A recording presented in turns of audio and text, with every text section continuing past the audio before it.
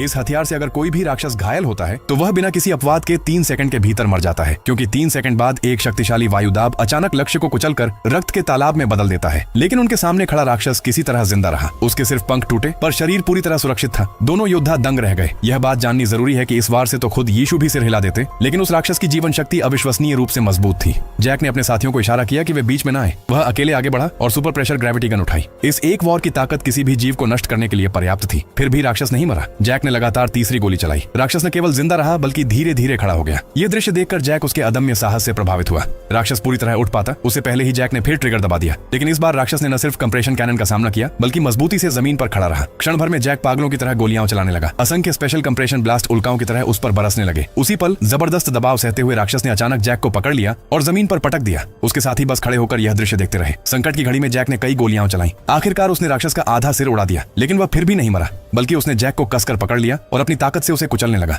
उसके battle suit का hydraulic system लगभग टूट चुका था। जैक के पास अब कोई चारा नहीं था। उसने अपना अभिमान छोड़कर साथियों से मदद की गुहार लगाई, लेकिन उन्होंने परवाह नहीं की। उन्हें लगा कि जैक मजाक कर रहा है। संकट की अंतिम घड़ी में जैक ने अपनी आखिरी ताकत जुटाई और एयर कैनन निकाली। उसने निशाना साधा और राक्षस के सिर पर घातक वार किया। राक्षस आखिरकार गिर पड़ा, सिर पकड़ते हुए। अब उसके साथी आगे बढ़े, लेकिन जैसे ही उन्होंने जैक को देखा, उनके चेहरे से मुस्कान गायब हो गई। जैक बिल्कुल निश्चल पड़ा था। सभी दल के सदस्य स्तब्ध रह गए। तभी पीछे से कदमों की आवाज आई। जेब में हाथ डाले एक बूढ़ा व्यक्ति प्रकट हुआ। उसकी आंखों में तिरस्कार और आलस्य झलक रहा था। उसने अपनी युद्ध तलवार निकाली, आगे बढ़ा और पल भर में राक्षस को 4 टुकड़ों में काट दिया। लेकिन अगले ही क्षण राक्षस का शरीर नैनो स्तर की गति से पुनर्जीवित होने लगा और वह चारों टुकड़े 4 बूढ़ों में बदल गए, जिनके चेहरे पर एक जैसी अभिव्यक्ति थी। कुछ पलों बाद वे चारों शरीर फिर से एक अजीब तरीके से जुड़कर फिर वही भयानक राक्षस बन गए।